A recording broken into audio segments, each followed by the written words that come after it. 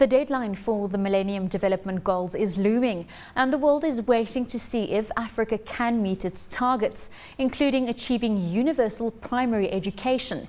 Here to discuss the role of mobile technology in achieving the MDGs is Konstantinos Tzingakis, Head of Innovations and Partnering at Ericsson Sub-Saharan Africa. Konstantinos, welcome. Thank you.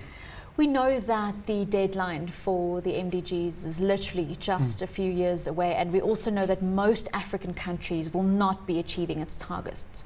Why are we so far off the mark? I think one of the things that we need to take into account in Africa is just the diverse space that we're dealing with. That always makes things difficult. There's also the reality of trying different things. If we knew the answer, we could implement it immediately, but there's a lot of work to be done and research that needs to be done to make sure that we do things properly. You can't simply just deploy a solution. You need to take into consideration sustainability and long-term effects. And I think the reality of that, it takes time. It generally does. But speaking of doing new things, with the proliferation of broadband on the continent and with high levels of mobile penetration, what is the role technology can play in achieving the MDGs? I think the role of technology is often underestimated.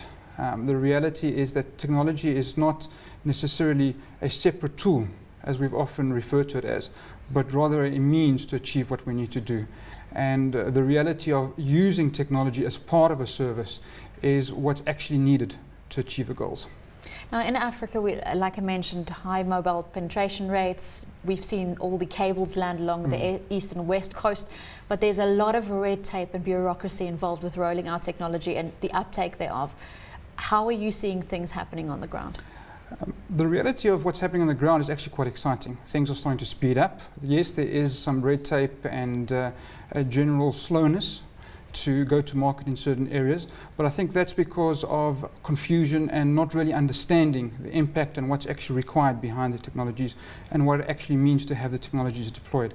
But I think the reality is that broadband is starting to penetrate Africa at quite an amazing rate, and broadband can't be defined necessarily by one aspect, but by all the different technologies that make up broadband. And we're seeing, when we start looking at that mesh concept, we can't start seeing that broadband is actually getting there.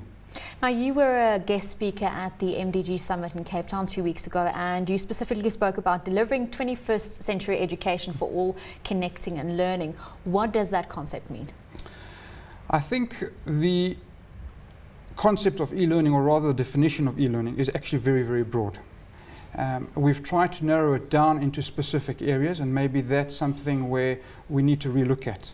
If we look at defining education in the 21st century through the use of technology, I think the reality is you can't separate technology from learning. The beauty about technology is it allows access to content, to applications, to services that we've never dreamed possible. The actual ability for children to be taught in a way that in 10 years from now they'll be taking for granted is something that we quite haven't grasped yet. We see it as a new thing, as maybe a privilege, but it's not. It's actually the reality that will unfold in Africa and other emerging markets. Now, we know e-learning has gained traction all over the world, but it seems to be slightly behind in Africa. When it comes to technology availability and affordability, how viable is e-learning on the continent? The availability is quite viable. I think there's always the issue with affordability, but the reality of affordability comes with demand.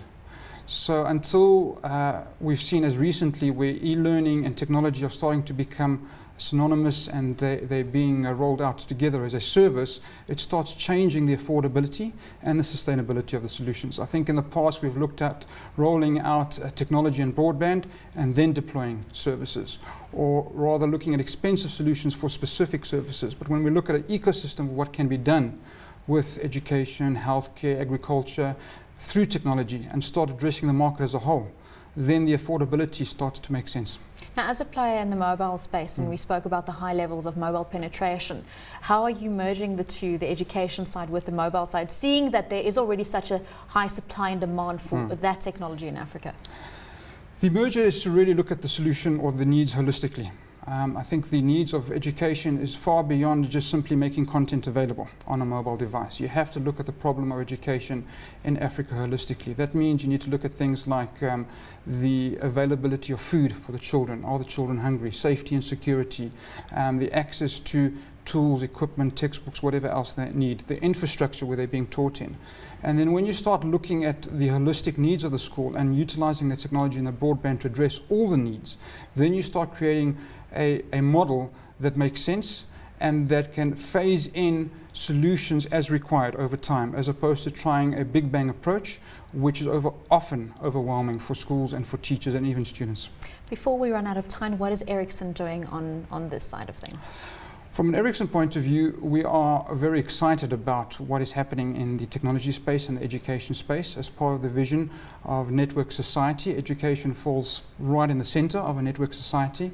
We're doing a lot in driving broadband, as well as the concept of creating education services holistically, as mentioned before, around an end-to-end offering, but also looking at the concept of community and what the technology can be used not only for education but to service the community as a whole.